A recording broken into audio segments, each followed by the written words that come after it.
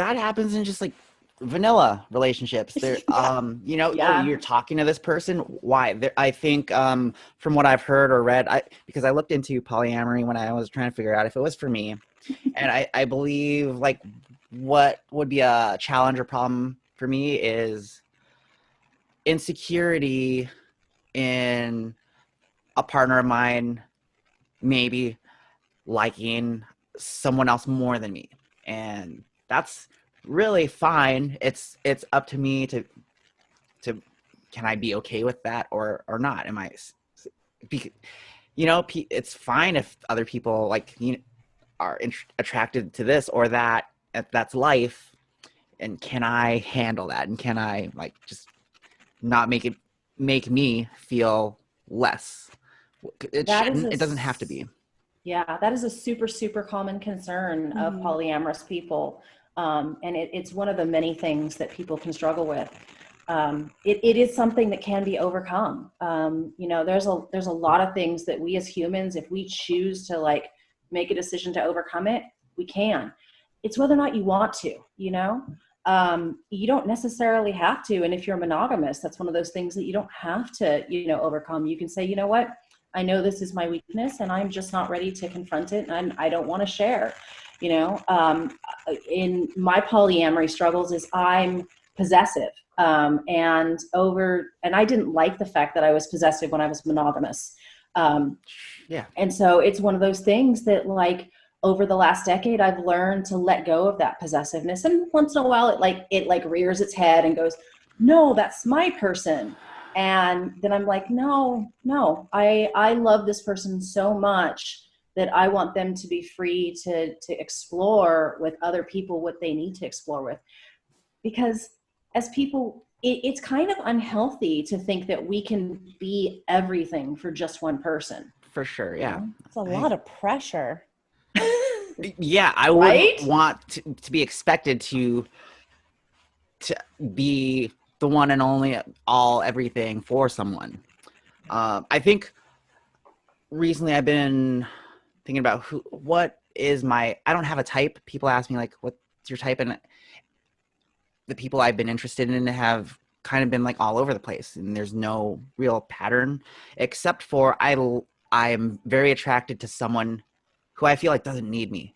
They're like they could be fine without me, and it's like a turn on knowing that they choose to like spend time with me, knowing like there's probably like a whole world of other things they could be doing, and like wow, I feel special. Like they picked me. Yeah. Absolutely. So demisexual is a sexuality that's based on the asexual spectrum, because there are those of us in this world that sex doesn't do anything for us, and that makes them asexual. It's a little more complicated than that, but that's a very basic terminology and basic definition of what asexual is. Demisexual is someone who their sexuality or their sexual attraction grows the longer they know somebody. Like they might meet somebody and be like, yeah, they're cool, but I'm not really attracted to them. Or they might have a hard time being attracted to people in the beginning. Like they don't see somebody and like, man, that person is hot, I need to get with them.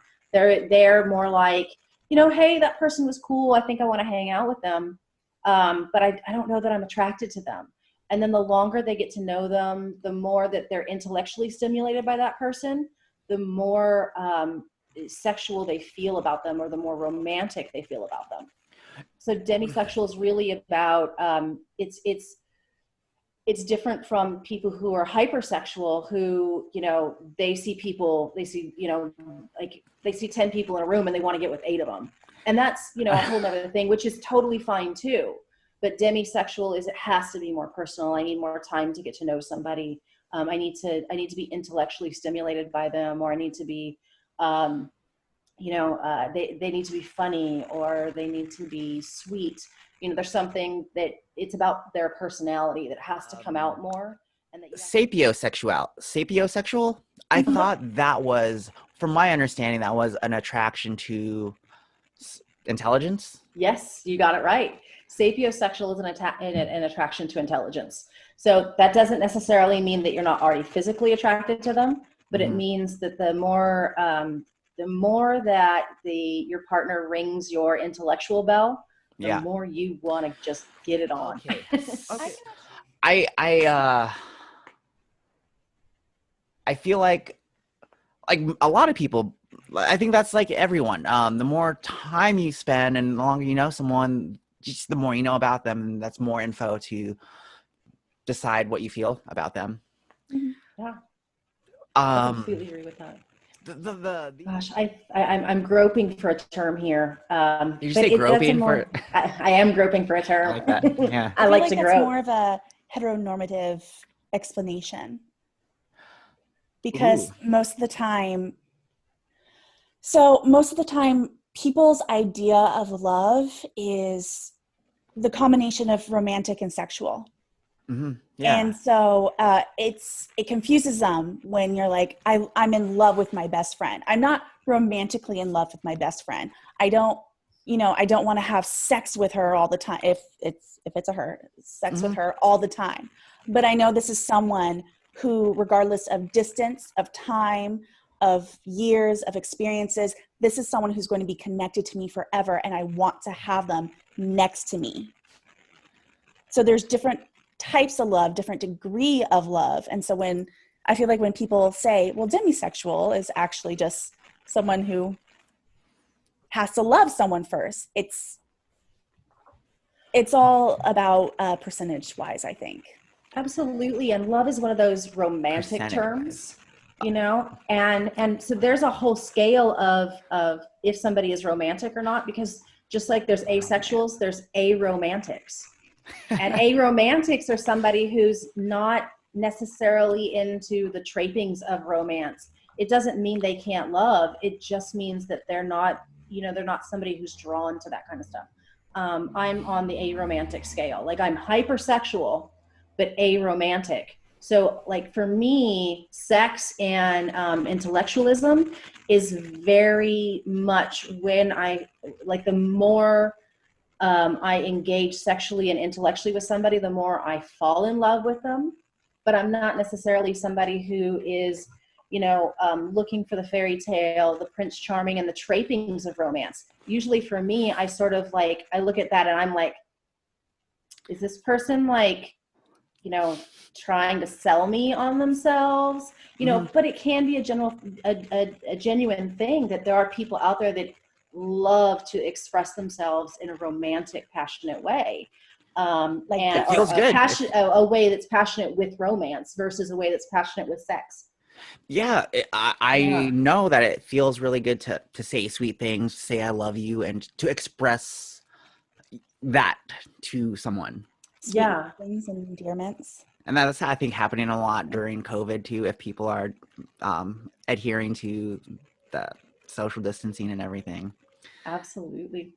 Well, that ties back to the love languages that you were talking about. Yeah. There's 5 love languages, and one of them. Can we list those? Yeah. Yes.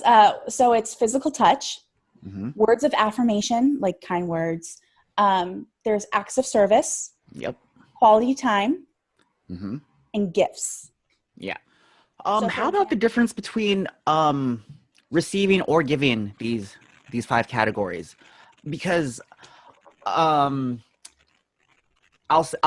say that when I took a test, my top 2 love languages were acts of service and quality time. Okay. Physical touch was the lowest. But I love physical touch. I love a hug. I am a massage therapist. I'm a professional toucher. So I really enjoy performing massage and receiving. I like to make people feel good. And knowing how much I do like that, it did kind of confuse me seeing that as my lowest love language. So my theory on that is that your lowest doesn't necessarily mean you hate it. It's just I see it as how you give. So you enjoy receiving the top 2, and the bottom 2 tend to be in my experience, how you give. Like my lowest two were gifts and acts of service. And my main thing, Jim will tell you, I'll come out, I'm like, I have this like whole bag of stuff for you. What the hell? I relate to you with that too. I love giving people things. I don't care if anyone gives me anything. Yeah. Exactly. I mean, that's the case though, is that most people just assume that if it's low, then it's not even something they should consider. But I think it's just how you prefer to show to others that aren't yourself. And see, for me, my top love language is acts of service. So like that's where Pix and I really like link up, because she loves doing acts of service. I love receiving acts of service, because for me, like actions speak louder than words. And when somebody is like doing something for me, just getting me a glass of water is like the best way for my partner to say I love you, versus, you know, actually like giving me a rose. Not that I don't like flowers. I have a partner that gives me flowers and I adore it. But, you know, for me, I find, you know, a partner giving me a glass of water when they think I need it is more touching. It's more like they're worried about my health and my well-being. It speaks so loudly to me. I've had that feeling as well. Same simple thing. Being given a water really touched me. And because the way I took it is, this person's thinking about me and they're taking care of me. And I know, like when I do it, it's like I want to provide. I want to make your life easier. I want to do this for you, and it feels good. It feels good to give water. It feels good to have someone give you water. Absolutely.